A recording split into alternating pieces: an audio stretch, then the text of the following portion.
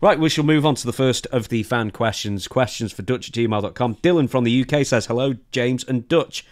I listen to every episode. Why do you think wrestlers don't either save a lot of their money or invest it all too well? So why are wrestlers not saving their money for the most part, or at least back in the old days? Well, back in the old days, only the top guys really made money. I mean, we made a decent salary.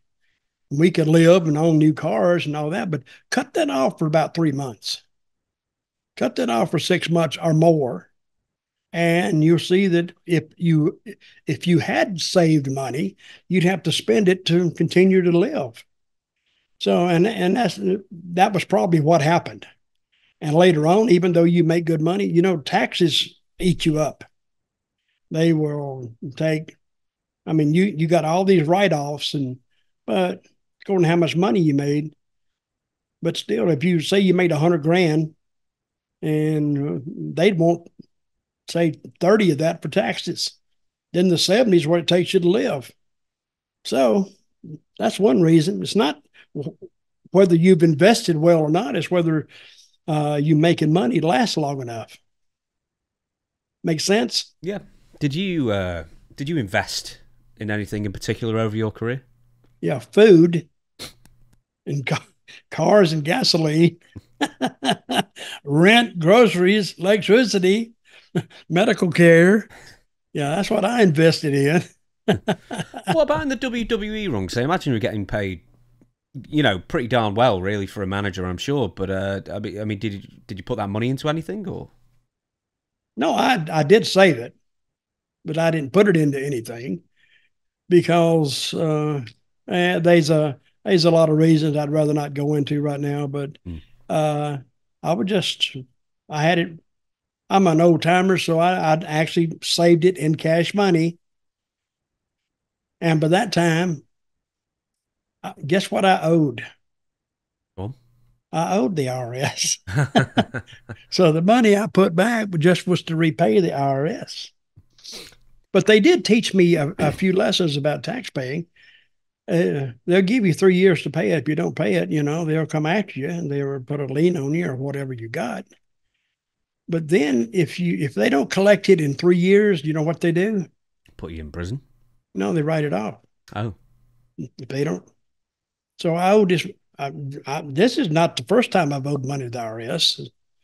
So the first time, uh, they wrote it off because they didn't collect it, or they were going to. Oh, I forgot, but I moved, and then when I moved, it went to a different district, and then they started working on it, but before we knew it, the time was up to collect on that amount, so they wrote that off too. They wrote off about, I guess, about 20 grand. Not bad a Not that save. I, Not bad saving. well, Okay, so I, if why don't we say someone like, let's say famously Jake Roberts? He must have been yeah, making hundreds of thousands in the 80s for quite a few years. Or, maybe. or there are so many examples of wrestlers, on top in a big promotion in the 80s, 90s, even 2000s, I'm sure. And then they just don't save anything. It does the wrestling business just attract a type of person who is not savvy with their money for the most part, or Well, the most of the guys that really had the money weren't your top guys, really.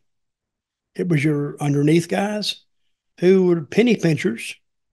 One guy told me one time, you watch your pennies, the dimes take care of themselves.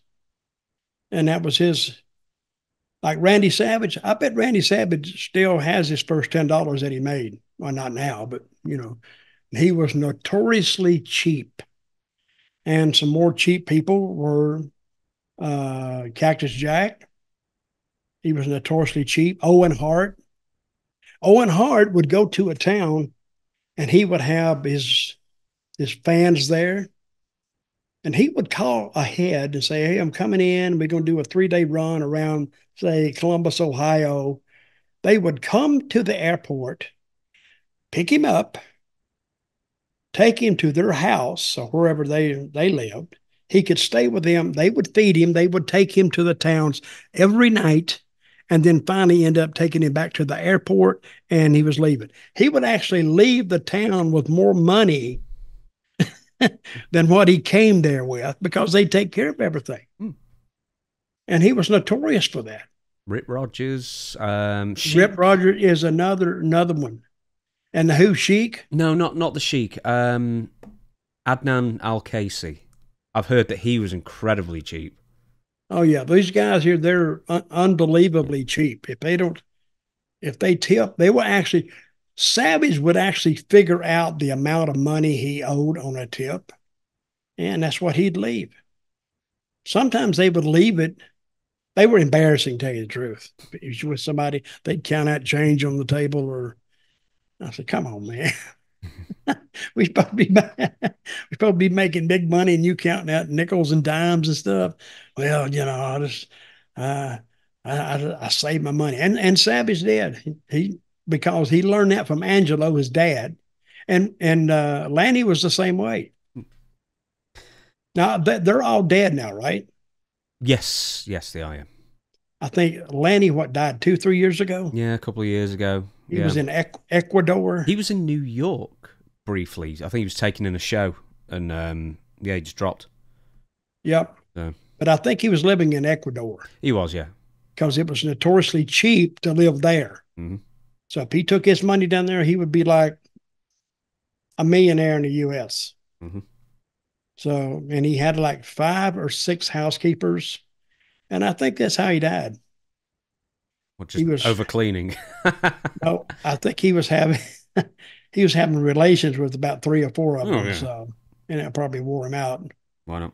And then sucking himself off the rest of the time, probably as well. Stop it! You had to bring that up, didn't you? Well, he brought it up first. Is all I'm saying. He did bring it up. Yeah, he brought it up to me one time and wanted to demonstrate it. And I said, no, I don't think we need a visual demonstration. I believe you. So